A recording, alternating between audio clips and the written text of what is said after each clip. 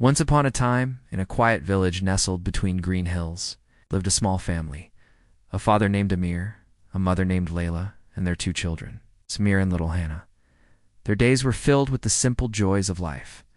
They would spend their days farming, their evenings laughing, and their nights telling stories under the stars. Life was peaceful. Then one day, the sky changed. It was as if the world itself was breathing heavily. Planes flew overhead, dropping bombs that shook the very foundations of their home. War had come to their peaceful village without any warning. Fear turned their laughter into silence. The war raged on, shaking the ground with each passing day. One day, their father, Amir, called his family to the basement. He'd managed to turn it into a shelter, a small fort made of wood and blankets. "Stay here," he told them, his voice trembling slightly. "It's not safe outside." He gathered food and water, enough to last for days, maybe even weeks. "Don't come out until I say it's all right," he instructed them.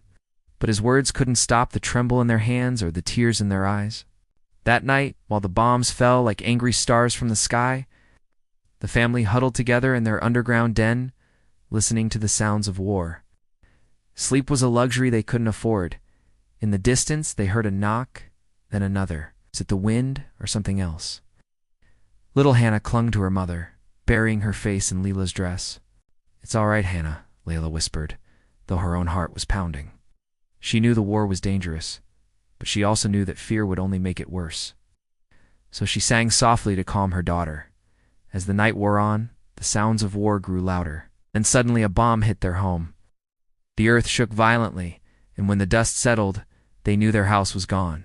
Amir didn't make it out. Layla felt the tears welling up in her eyes, but she blinked them away.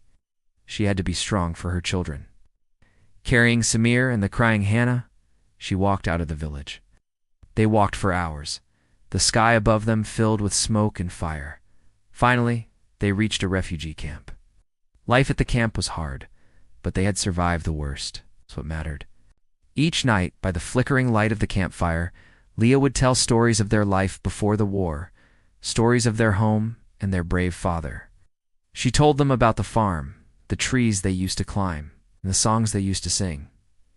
Through these stories, Amir's memory kept their spirits alive. Years passed. The war eventually ended, but the scars it left behind remained. Samir, now a young man, became a teacher, sharing knowledge with the next generation. And Hannah, with her healing touch, became a doctor. Though they had lost so much, they had each other in the memory of their father. One day, as they sat under a tree, the sky above them was clear and filled with birdsong.